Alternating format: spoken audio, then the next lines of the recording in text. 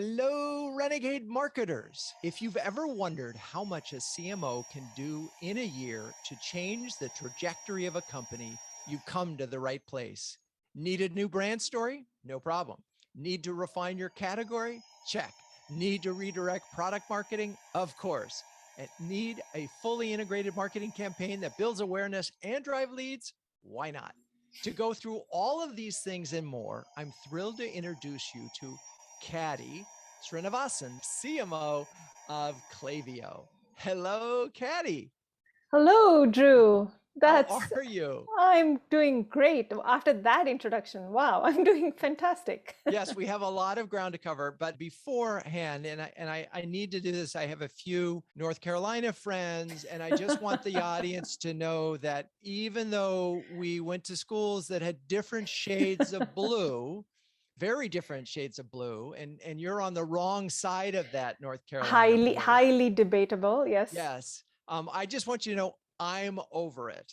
But seriously, for the listener, because I don't think I've ever told this story on the show about how ingrained the animosity is between Carolina and Duke. And I know you've seen the basketball games and so forth, but imagine at my graduation many moons ago, some clever grad strung a contraband banner across the football stadium. We're all gathered there that said, yes, go to hell, Carolina, go to hell.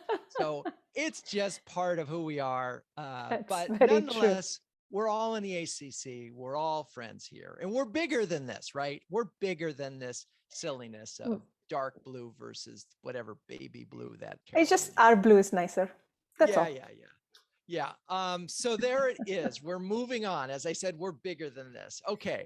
So I have this book, Renegade Marketing, 12 Steps to Building Unbeatable B2B Brands. I talk on the show a lot about the CATS framework, which we bring to life in the book and increasingly on the show. So we're going to start. Part one is courageous strategy and clearing away the clutter. So let's go back to how you assessed your problem at Klaviyo when you got there. So I have been very inspired by this framework by A.G. Lafley. I forget the name of the book, but essentially the framework is you really just focus in on identifying where to play, how to win, what are the measures that you want to focus on, and he calls it coordination. And so I took that and I created my own framework. So the where to play became where are we going to focus on, what kind of segments, markets, what is our ICP, and got really, really, really clear on that. And then started to map out the how to win. What are the specific levers and marketing tactics that is going to make us uniquely successful and give us that competitive advantage. Then I actually added a third step to that, which was scaled communication, which is we want to be able to talk to the right customer with the right message in the right channel, but it's not enough to do that. You have to talk to them at the right time with the right frequency. So there's 5 kind of subcomponents to it. So I added that piece in, and then we have the measurement and the coordination. And so that's where I started. First of all, just in case my dad's listening and he says, what's an ICP? I will say it's an ideal customer profile. So let's just start with where to play. I mean, what did you figure out? Yeah, it's a great question. So, most companies start with a very basic segmentation, which is based on something that they can measure. So with Klaviyo, for instance, our segmentation is based on how much revenue does a customer generate. So for other companies, it could be how many licenses does a customer buy, or how many employees do they have. So very really tangible metrics. What we did was we went one step further and said, but it's not enough for us to have just that tangible metric. We need to get into the minds of customers. So what is their attitude, mindset? And so we created a segmentation based on personas of where do people stand in their journey and their understanding of this problem set that we are trying to focus on. So Klaviyo is a company that provides email and SMS services, but we have a customer data platform. And for us, it became very interesting to find out what do people think about email and SMS marketing, and how does that cluster people?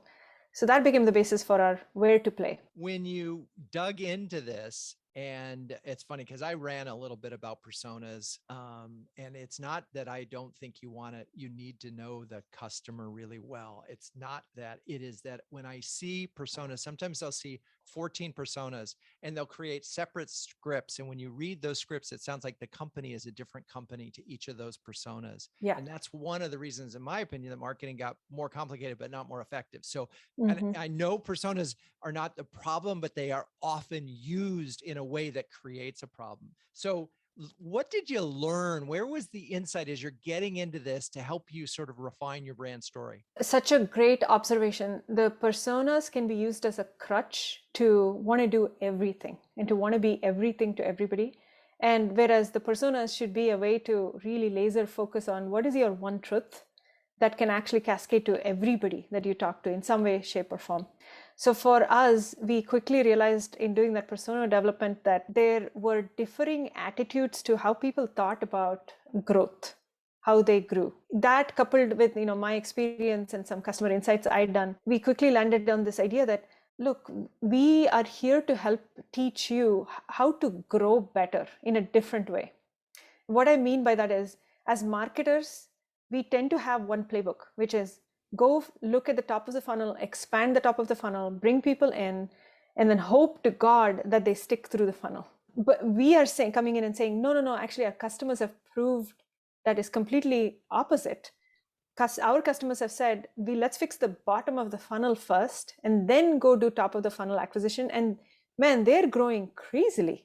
Their ROI is like 65 times higher than others, et cetera, et cetera. So the one big insight that came out of it was there is a new way to grow. And Klaviyo is uniquely positioned to help companies drive that growth. And so that became the way we sort of thought about category reframing.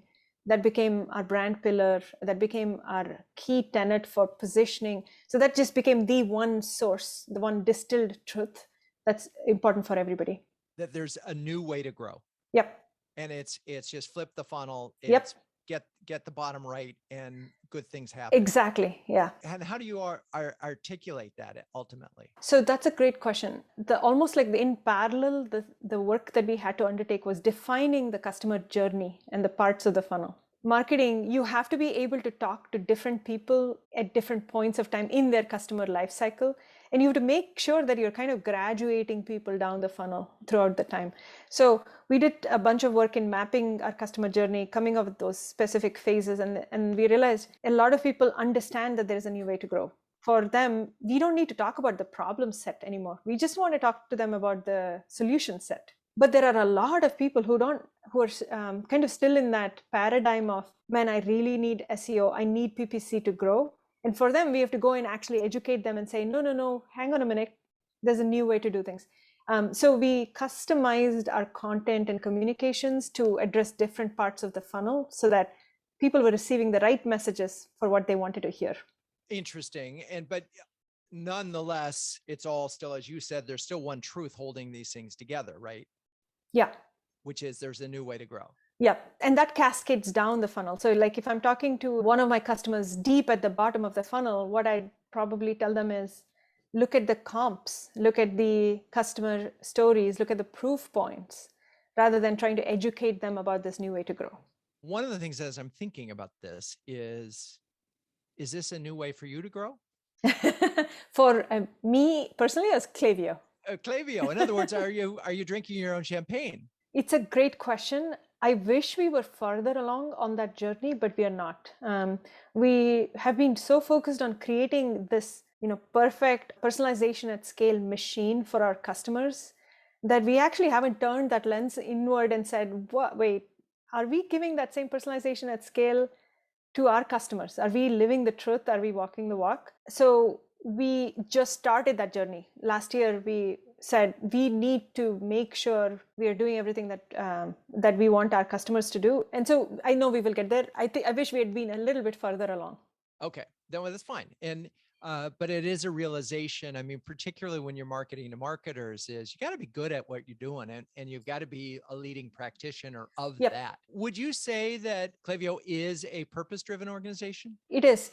So our vision is we enable creators to own their own destiny. And that can take a lot of different forms. We kind of have a very broad definition of what a creator means. Destiny obviously can be so many different things: legacy, success, money, society, all that sort of stuff. And so everything that we do, we keep that as an anchor or a focus point and say, why are we doing this? What's the end customer benefit? And we have so many customer stories. One of our customers, who's a single mom, who started this business, she quit her job and she started a business, used Klaviyo. And she now has, she tells us she has safety and security because of Klaviyo. And that's a big difference. And when you think about mission-based, there aren't a lot of things that you can do that drive that kind of mission statement and impact on society. Yeah, that's a wonderful thing. I mean, when you transform a small business and help them succeed, and help them think about their business, and it's interesting. You really are, as so many marketing service providers are. It's not enough to have software because there's lots of software out there. Yep. But it's that you really have to figure out, what can you do? And, I talk about that as selling through service, and we used to use the term marketing as service. Is how do you help? And that's fundamentally the realization that you came to, and your whole business is built on teach people how to grow better. Okay. That's right. So as we move into sort of artful ideation, I'm curious, as you were doing this, what kinds of things did you do internally to make sure that employees understood it and could embrace this and would feel good about it? Quite a number of different things, but I think I'll point to a couple of very, very specific ones. We are in the process of relaunching our brand, and it was very important that we get alignment within the company on that, both from a broad set of stakeholders as well as very specific customer facing functions such as sales and customer success and support. Because they are on the front lines, they get so much feedback. So we have done a ton of work in aligning the company around what is our rebrand, refresh kind of strategy. Why do we want to do this? What's the intent of this? And how does it come to life? And so I think that's been a big one for us to get to some level of cohesion. The second thing I'd say is we are a little bit of a unique platform in that we can actually grow in many, many different directions. The platform itself is so scalable and so extensible that we have no dearth of different strategic areas for us to move into. So what that has led to is, let's do all of this stuff. And one of the things I think marketing has done a good job of is saying, hey guys, let's focus based on customer insights and other things. This is the story. This is who we want to go after. We can do all of this other stuff, but let's land this thing first. And so I think that's brought a lot of clarity and a lot of focus to many parts of the organization. And I'd say the third thing is we are incredibly both data-driven as well as creative. And it's hard to find both in one team, but I'm really grateful that we have those both bodies of people.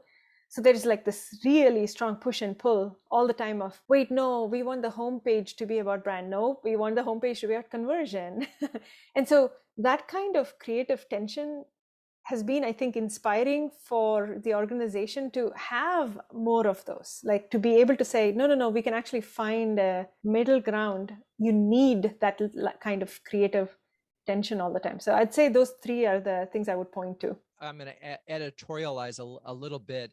I did an interview a couple years back with a CMO who had an incredible viral video program that had gotten millions and millions and millions of views, and it was so fun, and it used the product to create the video, so it was like a demo in and of itself. The web people said, and the demand people said, no, you can't put that on the homepage.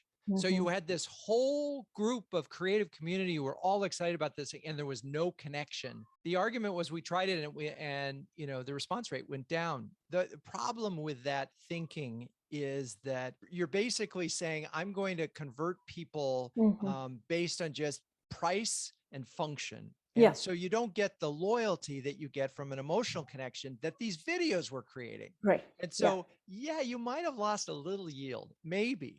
But the upside of it, and this is why the measurement in this thing is so important. If you're measuring lifetime value, then you start to think about retention and the type of customers that get, not just the ones who close on that minute because of the right price at the right time. So anyway, that's me editorializing on why these two things need to be together. And it all comes down to, are you focused on the right metrics? Right. Yeah, exactly. And that's way back in the end of this conversation when we talk about scientific method and what you measure, but it matters. It matters up front strategically, because, if you're a CMO and you're only going to be measured on top of funnel demand, then, that's all you're going to do. And you're not going to have this battle. Lastly, before we clear this, you mentioned about educating employees. I'm curious, how long did you take? And some companies have certification, or where you have like an exam you have to take to sort of learn the brand. Did you do anything creative to help employees understand what this new brand was about? No, I don't think we've done anything that programmatic and on that kind of a scale. We've done a lot of different, more targeted kind of education in smaller pockets, bringing people along. I think as we continue our brand evolution, to your point, I think there is an opportunity to continue to get people on board. So one thing I should mention, it's not just the brand, it's the story of the category, the one truth that I talked about. It's using that truth to communicate, this is who we are, this is what we're going to talk about, here's how we are going to talk about ourselves. So there's been a lot of different streams of communication to take that message to the employee base. And I think as we continue to evolve, we will do more of that stuff. Yeah. And I just have to say, I find, and this is particularly true at startups, in smaller companies, there's usually not enough time spent training employees, showing why it's meaningful, and actually connecting that new promise with performance, with where there's an education program, and they get that this isn't just words on a page, but this is a commitment of every employee. And this is why I love marketing, but other people who don't really understand all the things that marketing can do. Marketing can transform an organization. Yep. 100%. It's not just words and a billboard. It's changing behavior. And as you've talked about it, and this is the journey that you're on, is you are helping the company catch up with your promise. In doing it. And by the way, just again, another bit of editorial.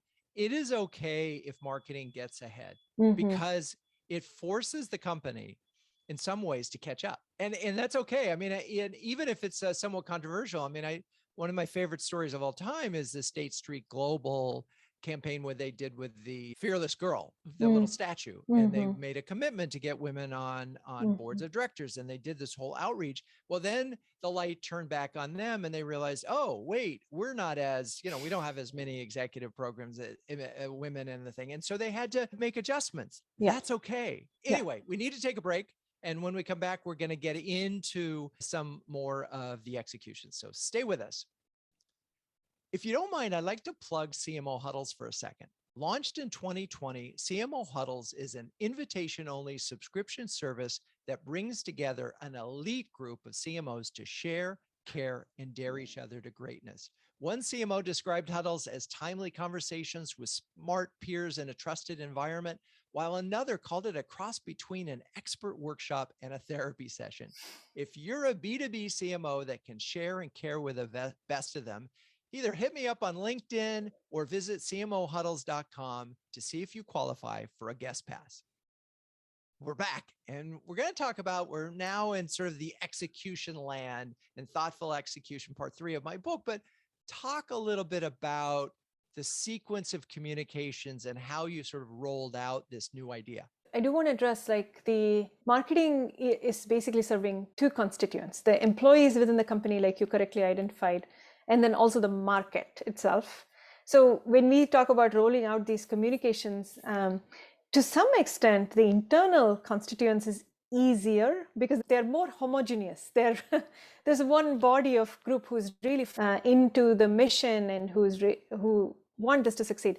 I think the harder one is rolling out communications to that market, to the segments. We've been doing a lot of different things to make sure that is really, really coordinated, systemic, and consistent. I talk about this idea of creating a surround sound. And what I mean by that is, if you go to the market with a certain message, you want to create a surround sound of that message through all of the different channels that you can, so that people are able to not only recall your brand, but recall your brand for the right reasons. Because it's not just enough to have a brand, it's very important to have the right brand associations. And so we've been doing a lot of work to create the brand, get that out there, create the right associations. and then be able to take those associations and take that interest that we generate and move people down the funnel, obviously educating them along the way. Let me interrupt you quickly. And I totally love the brand and the associations and all of that makes sense. I agree with you that employees are the easiest target because you know where they are and you know who they are. But it's funny how often, one, companies forget about them, and two, take them for granted, and three, don't actually involve them in the process at all. Because if they don't believe in the new promise, it's going to fail. That's right. Yeah. And so that's part one. And then the second thing that we didn't talk about, and I'm just wondering if this was part of it. In the book, I talk a lot about how the next target after employees are customers. Because if they don't believe in the new promise, if you're saying a better way to grow and they're not growing or they're not feeling it, then your testimonials are going to be kind of lame. So talk a little bit about how, if at all, customers played in your new marketing. Yeah. So customers play a huge part. I think that we would not have been able to come up with this positioning and strategy if we had not talked to customers and gotten that kind of raw feedback. And so we make sure that customers are always part of any sort of marketing program that we build up. For us, customers are even more especially important because we have different kinds of customers. There are the people who use a product for free. There are the people who pay us. There are the people who use more than one of our products. And so as a business and as a brand, it is very important for us to not only keep them motivated and happy, but surprise and delight them, which is kind of the next level of customer satisfaction. So to your question, we work a lot with both customers directly as well as customer facing teams like sales and customer success to make sure that community of customers we have, which is quite frankly probably the most valuable asset we have, is really well taken care of, and that we are constantly making sure we have products that fit their needs. You know, I'm so glad you mentioned the free product, because that is such a competitive advantage always when you can get customers into the pipeline by offering a free experience and help them sort of get to know you. And now I want to get to this surround sound idea, and I love it. But talk specifically maybe about some of the programs that you did. So back in July, we came up with this idea of running a data privacy campaign. The whole genesis of that was two things. We have to create an integrated campaign that's very culturally relevant and contextual, because that's the best way for us to break through this whole clutter and then really resonate with audiences. And then the second part of it is we have to make sure that all of those messages resonate across all parts of the funnel. Because if you were to just go in with a brand campaign and do nothing else, it's just going to be a lot of stuff out there that doesn't get connected to actual stuff. So we came up with this data privacy campaign. And the whole premise of that was, we are here to tell you that you don't have to rely on third-party data. I mean, you have to some extent, but that may not be the entire thing. You can and should focus on what we call customer first data. And that's a term I coined that basically puts together this idea of zero-party data and first-party data. And just like a quick sidebar, I was like, why are we calling it party data? Just call it customer first data. And so we pushed for this idea of it's all in your control. This is about what you own. If you own more customer data, more points, more frequency, more fidelity of information, you can do a lot of stuff with it. You don't actually have to go rely on expensive third party and be at the whims and fancies of these third party platforms like Apple and Facebook and their ever changing algorithms. That was a big success. It moved the conversation quite widely in the direction of, gosh, what are we actually going to do with all of this privacy stuff? My barometer of success is when your competitors start copying your terms and terminology. And we immediately saw a few people start to use customer first data and data privacy and things like that. So I think we notched that as a success. Yeah, no, I agree with you. The old definition of a category, it's not a category till you have competitors, and it's not an idea till somebody really copies it. I can connect the dots from privacy and to a new way to grow, a new way to think. But the way I'm guessing that it connects is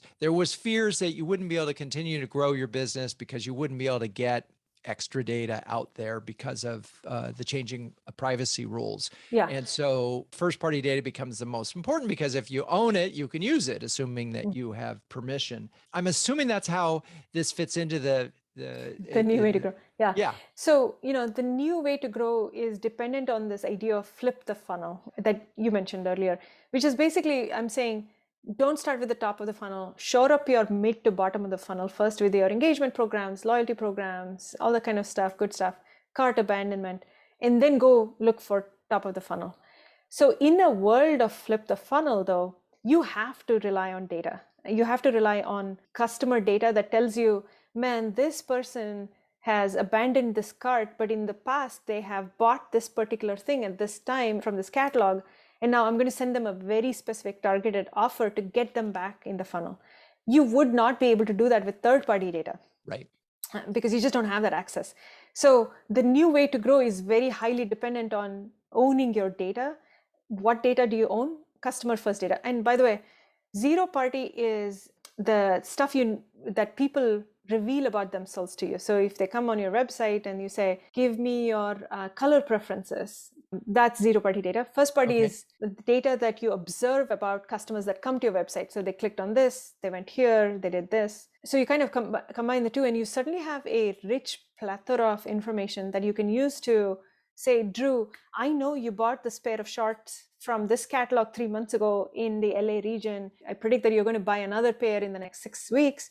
Here's like 50 points for you to go do it. None of that would be possible if you didn't have a lot of things, which includes, by the way, a plug for Klaviyo. You wouldn't be able to do that without the capabilities Klaviyo provides in terms of database and other things. Okay. So that's how it all connects together. Right. So I seem to recall you did something kind of cool in Boston. Didn't we talk about that? Am I making it up? Something to do with a pop-up store? Yes, we did. We actually invited many of our customers to come and actually have a store. And then we showcased all of our customers. Many of them are small entrepreneurs, mom and pop stores who, for them, discovery is a big problem. They want to be discovered. And so this was a perfect opportunity for them to come and showcase their products and their wares. And it was just fantastic. We had people from all over Boston walking through the seaport, checking out our customers' products. It was just very satisfying. And how long was that program? I think it ran for about a weekend last year. Just a weekend? Yeah. But I'm imagining that you got press. I'm imagining, what I like about this, and this is sort of, you talk about thoughtful execution, is first of all, you're showcasing customers. 2, you're bringing customers together. 3, you're creating a sort of PR exposure for the brand. So it's good for your customers, and it's good. And by the way, employees feel kind of good about it because it's cool. It's different. It is cool. Yeah, that's right. Yeah. And it goes back to your example about the viral video. It doesn't actually take a lot of effort to create something that can have a big impact. So sometimes the small things actually are good and meaningful because they can have long-term impact. Right. And it was consistent with the overall story of and our brand principles. Yep. That's right. Right. Before we move on to measurement and so forth, in the things that you've executed under this data privacy plan to sort of create the surround sound, can you talk a little bit about any of the other program elements? Yeah, and the one big one that I want to mention is, so when I came on board, we started to do this thing called a Klaviyo product event. And the idea behind the Klaviyo product event was, we realized that a lot of our customers didn't actually know all the amazing features we had. For instance, I actually was surprised myself. We have this thing called benchmark, which is, if you're an e-commerce business, you can go into our platform and then be able to say, for companies who are in my sub-vertical, apparel, whatever, who are growing at a certain rate, give me the average CTRs or the average lifetime value or AOV. And it's incredible. That kind of data does not exist anywhere. And so we found it really surprising that most of our customers didn't know that existed, which helps their business. So we created this product event. We do that every quarter, and it has been a tremendous way to showcase how do you use customer first data in a world of changing privacy to drive your business. And here are the specific things that you can do with Klaviyo. As you can imagine, huge lift. Anytime you put on a Apple-esque kind of an event, it's just a ton of work, but we've been consistently able to get those beats out in the world. It's funny, as you were talking, I realized that when COVID began and the shutdown began, the real playbook was going back to your customers and doing whatever you could to be helpful to them. And what a lot of companies, particularly software companies, discovered is that their customers were only using 10% of the capability of the product. So it's interesting that you sort of made that an important part. But if you think about, again, we go back to how are you building your brand? Well, you're doing it first with your employees and then with your customers. And if you have customers that are using the product but not using everything, that's a missed opportunity because their level of satisfaction is nowhere near what it could be if they were using it. I think it is an assumption that I just want to put a really big exclamation point on, maybe exclamation point, different kind of point. Don't assume that your customer knows how to use your product to its full extent. You're a software company. There's a good chance that it's a person who's a year out of school who's using the tool, or this is only 1/50th of their job. And so you really educating them. And also, again, it comes back to your overall mission, which is help these guys grow. Okay. We're going to take another break. And then when we come back, we're going to wrap up with some lessons learned, some metrics and so forth. So stay with us. Have you thought about doing some market research, but didn't have the manpower or expertise on your team to make sure your research was methodologically valid, insight-rich, and newsworthy? Research that can be a tentpole for an entire quarter's worth of marketing activities, research that your SDRs can use to help move a lead into a genuine opportunity. It's a lot to ask for market research, which is why more and more B2B companies are coming to Renegade for help in this area. Renegade will help you craft the questionnaire, field the research, analyze the results, and even write up and design the report if your in-house team is too busy. If you're a B2B CMO that even thinking about market research, do yourself a favor, visit renegade.com and set up a time for us to chat. Okay, we're back. Part 4 of all this, we've got a really strong strategy, which we've established. We've been artful in the way we ideated. And you mentioned this notion of this conflict between data and brand. And that's part of the artful ideation process is recognizing that. Then we talk about thoughtful execution, and your whole program is about helping your customers grow. That is inherently thoughtful. Putting them in the pop-up did that, and these quarterly things you talked about. But at the end of the day, every CMO has to be able to go to their board of directors and say, here's what we got done. And we've been talking about demand and brand. So let's talk about, it's a board meeting because there's always one every quarter. Yes. What are you presenting? What metrics do you typically share? So I'm in a unique position where I'm both the head of marketing as well as a GM for a couple of lines of business. And so I start with presenting the numbers, the revenue numbers, and how we're doing, pacing versus forecast, target, all that kind of good stuff. But then I think I get the unique opportunity to say the ARR numbers are always lagging indicators. Now let's talk about leading indicators, because leading indicators are then going to tell you what we look at, how we're going to shape up for the next quarter, not this current quarter. And so there are things like obviously website visits, MQLs, SQLs, all those kind of things come into the play. We also have 2 different motions, sales enabled and self-serve. So there's complexity there in terms of what the self-serve motion is in terms of metrics and so on.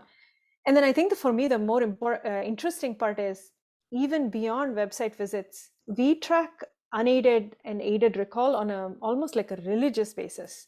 We track it every quarter. A lot of things that we do tend to go towards helping drive that number on a quarterly basis. So you can imagine the funnel starts from unaided recall.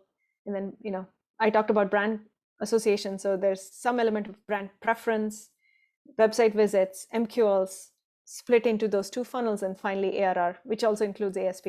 So the full stack. So it's a pretty packed meeting generally. Yeah. It is interesting that you have the GM, and that's so helpful because you can just say, look, revenue. See, I know you guys like that. Good. Look over at the revenue. That's a good thing.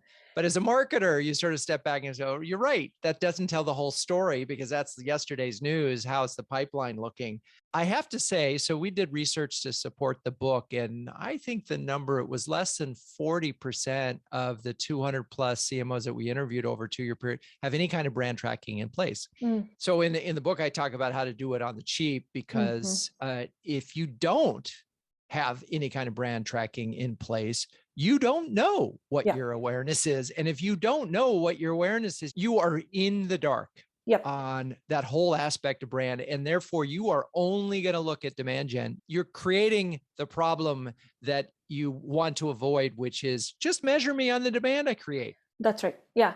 And that always hits a ceiling. You are never going to be able to break through in different markets unless you do a lot of brand stuff, and you won't know what brand tactics work unless you have the measurement. Can you sort of look at a quarter and you say, oh, our aided awareness went up, our brand preference went up, or our attribute, the connection between what they understand about went up. Can you say, okay, that means 6 months from now or 3 months from now, we're going to see a bump? Yes, we are getting to that point. We have a really scientific model right now, which is built off of this idea of every activity needs to have an impact associated with that, and that impact kind of flows through months. So an activity like the pop-up that I mentioned, it is unlikely that there would be any immediate conversion of any sort, or maybe very tiny. But we do expect that based on certain similar things, that over a 6-month period, the revenue is going to flow through the funnel, right? But whereas demand gen or even the product announcement or product events, they probably have a more immediate kind of a bump. So we've got this beautiful model where we can take every single activity within marketing and map it to a certain impact KPI, time lag it, and then also associate a budget with it. We are still refining that model because we are trying a lot of different things we haven't done before.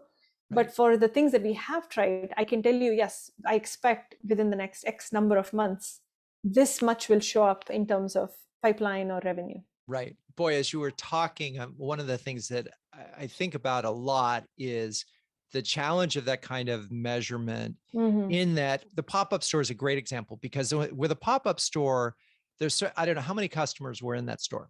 About 100. 100. Okay. Yeah. Now, I guarantee you, if you wanted to get a testimonial video from those 100, they're going to wave their hands, or you need a reference or whatever it is. They become these super fans. Yeah. And the value of the super fans is going to ripple through, but it's going to be really hard to show any kind of immediate impact. The absence of that is huge. Yeah. But right, when you don't have your good testimonials, and you don't have those referrals, and you don't have what potentially becomes a micro community of super fans, right? So I wonder how, when you think about a thing like that, because the value of it is a trickle down, but it's a long one. Yeah, I don't know that I have an answer to how we create more word of mouth and how we measure that word of mouth. We're trying a few things.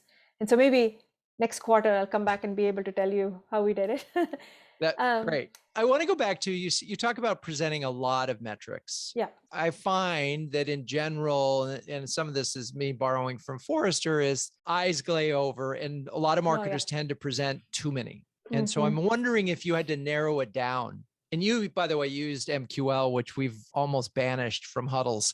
Oh, really? Yeah, we've almost banished it. There's a defense for MQLs, but only in certain opportunities. And it tends to be in fast closing, shorter sales cycle things where that there is that. But if you're dealing in an enterprise, an MQL is useless. Yeah. Right. You have to have these, what they call opportunities, which are multiple people. But well, we have a self-serve motion. Yeah. Exactly. So an MQL, we'll cut you some slack. But so give us, you've got 5 minutes to present the results of the last quarter. What would you share?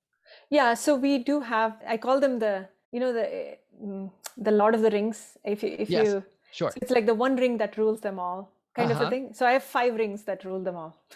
The unaided recall number, which to me is the hardest thing to move, but if you move that can cause huge jumps. Website visits, MQLs, and then there are 2 steps below MQLs. One on the self-serve side, which is signups, and then the other one, which is, we use another term, but it's the equivalent of an SQL. And then finally ASP. So if we can optimize these and you control these as levers, and some ASP is not a leading indicator, but the top 4 are leading indicators, then that becomes your business. That's how you can create the sense of health about your business. And so we track those pretty religiously. That's what we present out on. All right. So remind me ASP. Average selling price. Right. And so, because we're really looking at deal size and so forth. And if we can get a higher deal size, we can close fewer deals. Okay. I wonder if there's a blended version of this that actually becomes sort of it is ultimately your brand health metric, which is the combination of those things. I see those 5 rings, but I wonder if there's an additive way and a weighted way of looking at that. Yeah. You might completely be right. Because certainly web traffic is real time, and MQLs and sales qualified leads would be, and all of those things are happening almost on a daily basis. Yep. And average selling price. So yeah, it would just be a question of which of those matter and weighting it a little bit. And now you have an index. That's right. Yeah, I 100% agree with you. I think the push and pull of which one drives what at what point of time is going to be very important too. When you're starting off and you're building a marketing team, you're going to have to be ruthlessly focused on the more bottom of the funnel stuff and not care as much about the brand. But then as you kind of evolve and continue, brand has to be a very big thing that you focus on. Otherwise, you'll never be able to get to a certain growth goal. Right. And I don't think a lot of people understand exactly why I talk about it in the book, but here's a very simple thing. It's wonderful if you could just do pay-per-click, right? You know exactly what it is. There is absolutely a clear correlation between brand awareness and your cost per click. There's just no doubt, and it can be proven any day of the week. So if you think you can live on buying clicks, you're going to limit the size of your business. That's right. Would you say that you have a culture of experimentation in your team? And if so, talk about that. Yes, a very strong culture of experimentation. In fact, in our self-serve business, every single thing is based on experiments. We go all the way from ideating and concepting what those ideas are, and then thinking about, all right, so we are going to really create a hypothesis for why we think that this experiment is going to work. We land that experiment, and we follow a very a similar sprint cycle kind of a thing, similar to engineering.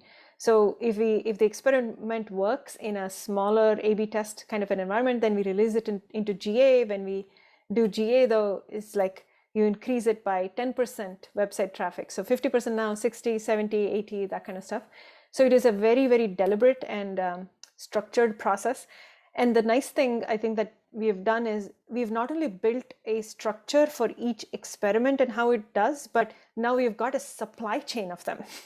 We've got, at any given point of time, we have 24 experiments running, which also makes it a good way for us to not only get quality, but quantity. Love it. Okay. We're going to wrap up. And I'm just curious, as you look back since you first got to Klaviyo, what would you say are your sort of 2 biggest lessons learned? If you don't mind, I want to go into what did I learn, get out of it? You mentioned this thing about therapy, right? How the CMO Huddles is part therapy.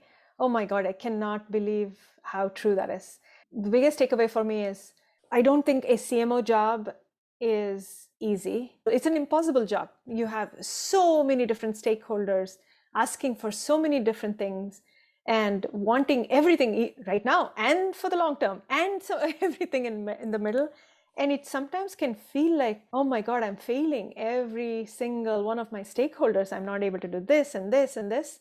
I think at that point, you need a community or someone who can say, no, everybody is going through this. It's fine. Like, you're human. It's okay.